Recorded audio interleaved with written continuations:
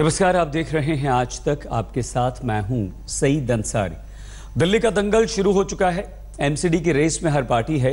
BJP वापसी के लिए जमकर दौड़ लगा रही है तो आप और कांग्रेस एमसीडी पर कब्जे के लिए मुकाबला कर रही हैं।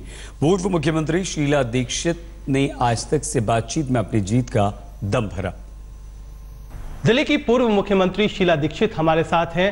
निश्चित तौर पर जब बात चुनावों की हो रही हो और चुनावी माहौल हो और तमाम पॉलिटिकल एक्टिविटीज चल रही हो तो शीला जी के बिना दिल्ली की कल्पना नहीं की जा सकती। शीला जी, अब मुख्यमंत्री 15 साल तो रही, अभी आपने देखा होगा कि जो वर्तमान मुख्यमंत्री हैं केजरीवाल साहब, उनको लेकर के एक बहुत हंगामा बरपा हुआ है।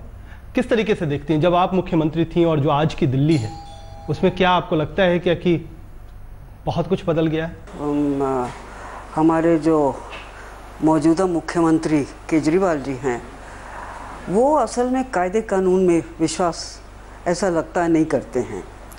और सरकारें चाहे कोई भी हो, चाहे दिल्ली की हो, चाहे केंद्र की हो, चाहे महाराष्ट्र की हो, कहीं की भी हो, कुछ कायदे, कुछ कानून, कुछ कॉन्स्टिट्यूशनल रिक्वायरमेंट्स होती हैं, उसके तहत चलना पड़ता है। वो उस पर विश्वास नहीं करते हैं। जो उनका मन आता है कर देते हैं, जैसा करना होता है कर लेते हैं। तो नेचुरली ये परिस्थिति आनी ही थी कि कभी ना कभी तो इस पर उनको रोक लगाने के लिए एक कमेटी बैठाई गई, शुंगलू कमेटी। वो बैठाई गई थी कि भैया देखा जाए क्या हुआ क्या नहीं हुआ। और शुंगलू कमेटी की रिपोर्ट अभी आ गई है। उसमें भी बहुत सारे कायदे कानून जो इन्होंने तोड़े हैं, जो तोड़ने नहीं चाहिए, वो सामने आ गए। तो शुंगलू कमेटी की रिपोर्ट आपने भी पढ़ा भी होगा और तमाम चीज़ें, उसके एस्पेक्ट्स भी देखे होंगे। क्या लगता है कि सरकार जानबूझकर सरकार ने कायदे कानून तोड़े हैं, या फिर आपसे पहले बात हुई थी तो आपने कहा था कि इनको अभी सरकार चलाने का अनुभव नहीं है, तो कहाँ कमी लगती है? अनुभव की कमी दिखती है या जानबूझकर एक ऑर्केस्ट्रेट इस तरीके का किया गया है? अनुभव तो किसी को नहीं होता है भाई। सरकार चलाने का अनुभव कोई पैदा होकर तो आता नहीं है, या कोई यूनिवर्सिटी में पढ़ के तो आता नहीं है। अनुभव तो समय बताता है। पर अनुभव वो कायदे और कानून के साथ जब मिश्रण अनुभव का और नवी अनुभव हो तो कायदे कानून तो बहुत अहम लगते हैं ना। उसके बिना तो सरकार कोई चल नहीं सकती। अब आप कहते हैं कि हम ये मकान किसी को दे देंगे, उसका इंटाइटलमेंट ही नहीं है।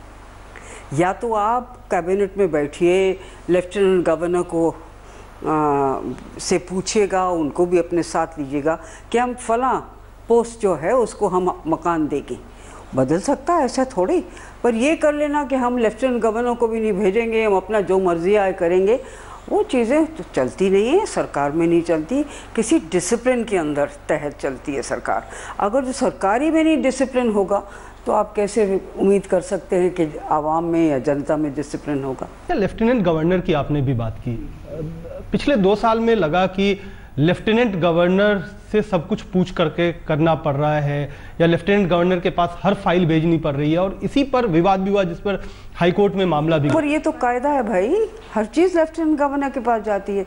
जैसे कोई भी फैसला गवर्नमेंट ऑफ इंडिया लेती है तो प्रेसिडेंट ऑफ इंडिया के पास जाता है कि नहीं जाता है?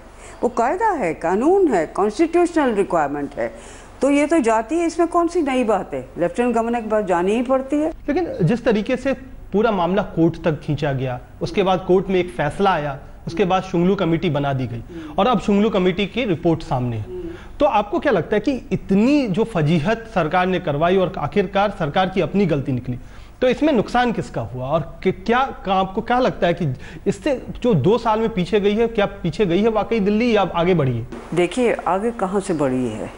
ये तो एक कभी कभी ऐसा लगता था कि ये सब मुद्दे उठाए जाते हैं कि अटेंशन डाइवर्ट हो जाए, जो काम नहीं हो पा रहा है। अब आप सड़कों की हालत देखिए, मैं मामूली सी बात कह रही हूँ, उसमें नहीं कोई हो रहा है। जितने भी फ्लाईओवर्स थे वो कंप्लीट कर रहे हैं हमारे जो बनाए हुए थे, और कह देते इतना कुछ अनाउंसमेंट्स कर देते कि इतना रुपया खर्च करा है हमने। अब कौन इसको देखेगा, क्या देखेगा?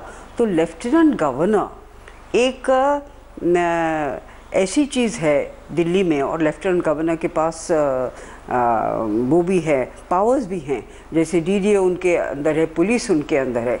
तो लेफ्टिनेंट गवर्नर कुछ चीज़ें दिल्ली की गवर्नेंस की जो हैं, लॉ एंड ऑर्डर है या लैंड है, वो सब लेफ्टिनेंट गवर्नर के हाथ में। तो मिलजुल के चलना पड़ता है। केजरीवाल जी को पढ़े लिखे हैं, शायद एक कहीं अफसर भी रह चुके हैं, क्या इतना नहीं जानते कि कॉन्स्टिट्यूशनली जो काम किया जाता है वो सब कॉन्स्टिट्यूशन के तहत किया जाता है? या तो आप ये करिए कि हमें कॉन्स्टिट्यूशन बदलना है, जाइए आप केंद्र की सरकार के पास बोलिए पार्लियामेंट से ये जो हैं क्लॉजेस कॉन्स्टिट्यूशन के ये ठीक नहीं, इनको बदलेंगे, हम बदल दीजिएगा। पर जब तक नहीं हैं, जब तक वो कायम हैं, तब तक आप कैसे उनकी तोड़ सकते हैं? तो आपको लगता है कि कहीं ना कहीं जो दिल्ली